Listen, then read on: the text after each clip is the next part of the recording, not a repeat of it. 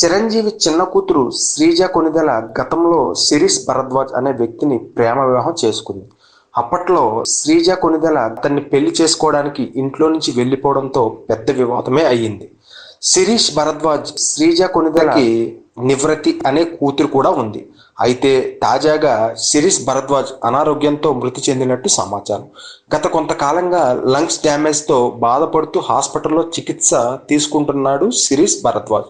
నేడు ఉదయం చికిత్స తీసుకుంటూనే హాస్పిటల్లో శిరీష్ భరద్వాజ్ మృతి చెందినట్లు సమాచారం. అయితే దీని గురించి మరిన్ని వివరాలు తెలియాల్సి ఉంది.